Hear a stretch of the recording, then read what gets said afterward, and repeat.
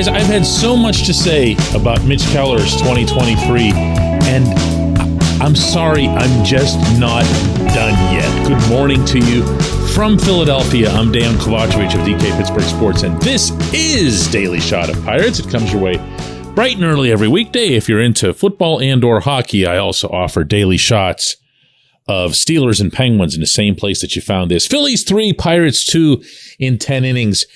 If you're down about this one, you haven't been paying attention. If you haven't been paying attention, what are you doing pressing play on a podcast called Daily Shot of Pirates? The team has played very good ball, including on this trip. The team came back from a 2-0 deficit last night on solo and scorched home runs by Brian Reynolds and Henry Davis in the 7th and 8th innings, respectively, to force the extra innings. And David Bednar gives up this just squibber. Ball must have bounced 8 or 9 times getting up the middle. The Manfred runner scores, and that's the game. That's the outcome. But that's not reflective in any way, shape, or form of how they played overall. And if you've been listening to me long enough, you know that I don't exactly make excuses for these guys. They played well, came up on the short end. Mitch started.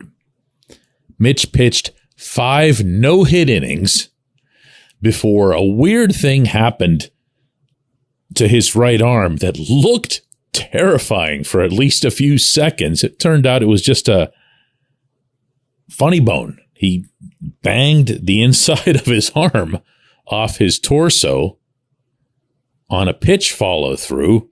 He called it stupid afterward, and I'm not sure I would go that far, but he was happy to have been able to laugh it off. However, the very next pitch he throws gets hit out for a home run. He gets tagged for a couple of runs. And what am I missing about Mitch? Oh, yeah, right.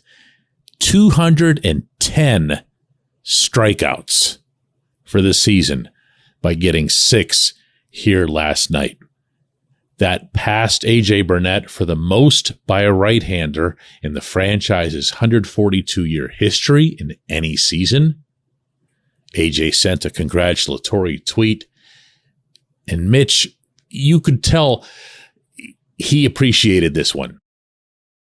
Want to know which part he appreciated the most? Well, just listen to how I framed this particular question for the young man. How important has it been for you all season to stay aggressive, including the way you were tonight with everything? That's huge. I think sometimes kind of throughout in the middle of the season a little bit, I kind of lost that aggressiveness a little bit. And then, it's just been a really big emphasis for me, specifically after the Milwaukee start, was to try and just, stick with my strengths and go hard, throw hard, because I'm a power pitcher, and that kind of sets up everything else. And we didn't really throw anything too soft tonight. I mean, I think it was pretty a lot of fastballs, a lot of cutters, 4-seam, 2-seam, a lot of those. So just sticking with my strengths and really navigating through the lineups. Yeah, it's never that simple. Nothing in baseball, least of all something as complex and layered and constantly changing as starting pitching, is ever that simple. However, where Mitch is concerned, what he always needed to do from the day he reported for duty in Cincinnati on his first call-up was to be aggressive. He needed to trust the stuff that he was born and blessed with. He needed to throw, what you just heard from him there. He needed to be a fastball first pitcher. And he did that this season almost nonstop. You heard him reference there, if you were listening closely in his answer to me, the game in Milwaukee. I was there for that one. I saw how hard he took that. And the reason he just confirmed here that he took it as hard as he did was he knew that he was being passive against the Brewers. He didn't let him see his best stuff. For whatever reason, for whatever reasons that used to occur in the past, it's in the past. Mitch has become an exceptional starting pitcher in Major League Baseball. He's top 5 in innings, top 10 in strikeouts. And when you see him doing what he did over those first 5 innings here last night, to that lineup in this ballpark, when those guys were going for a playoff clinching, which of course they ended up getting, that should tell you an awful lot about the level at which he's not just competing, but also producing, meaning his arm is still lively. He was routinely topping 96 miles an hour when he brought it. Now, he has a chance at 200 innings for the season, which is, as I've been sharing with you guys for a few months now, the other goal that he'd told me about back in Bradenton. He downplayed it a little bit last night. He needs to get 6 1/3 innings, and it would be Sunday against the Marlins. Derek Shelton wouldn't commit to using him when I brought that up. Mitch wouldn't commit to going and lobbying for it. But if you have yourself a 200 strikeout, 200 inning season in the year 2023, you are, and I mean this in the proper usage of the term, exceptional. That's throwback starting pitching all the way. When we come back, J1Q. This portion of Daily Shot of Pirates is brought to you by our friends at North Shore Tavern. That's directly across Federal Street from PNC Park. It's home of Steak on a Stone, an eating experience, underscoring the word experience. The steak is brought to you partially cooked on an 800-degree stone, and you do the rest. It's a ton of fun, it's a great meal, and it's a baseball atmosphere like no other in Pittsburgh. North Shore Tavern, right across Federal Street from PNC Park. Your front door, your car, your bike, your computer, your gun. Safety is a habit. Every day you lock and secure your home and everything you want to keep safe. Gun safety and responsible storage are no different and the best way to help prevent accidents, misuse, and theft. If you have a firearm, own it, respect it, and secure it. Visit ProjectChildSafe.org. Brought to you by the National Shooting Sports Foundation and the Bureau of Justice Assistance.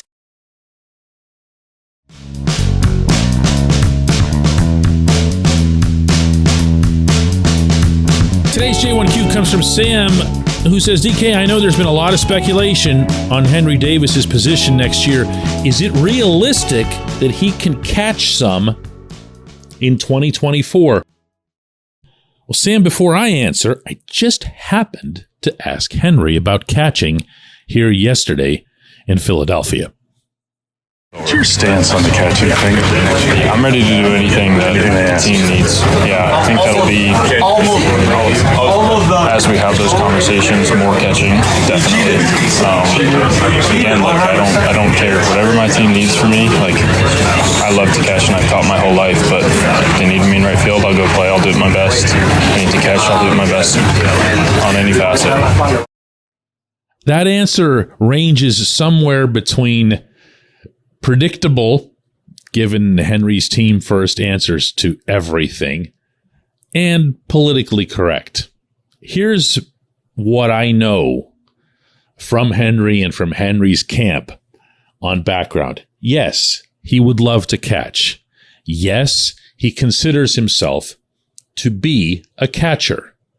Yes, also, despite both of those things, he will, in fact, go along eagerly, enthusiastically with whatever it is that Ben Cherington, Derek Shelton, and management want from him. He wants to be in the major leagues. He wants to hit. He wants to help the Pirates win. Anyone who thinks that might be an act on this young man's part has yet to encounter the young man. You're going to have to trust me that if and when you do, you'll see what I'm talking about. He's all about that. He is born with the we gene. That's W-E. He's really, really, really into winning. Now, my answer to that is, I see Andy Rodriguez and Jason DeLay as being this team's catchers next year. I don't see how do I put this? Charrington has a thing for defense first catchers. In fact, if you carry that out a little bit, he has a thing for defense only catchers. And he's the first one he's ever had who can hit. Now, if Henry's back there, he's going to have two who can hit. But he's also going to have issues in trying to manage the remainder of the roster, trying to manage the pitching staff, trying to manage who plays on what days and how often, who gets the 2 days or the 2 night games before the getaway game. And from there, who gets the getaway game? Who's going to be in right field is a real and fair question to ask. I know it's not a very sightly thing to draft a player first overall and then stick him somewhere in the field because of a team need. But that's honestly how I think it's going to go. I really do. I appreciate the question. I appreciate everyone listening to Daily Shot at Pirates. We're going to do another one of these from here in Philadelphia tomorrow.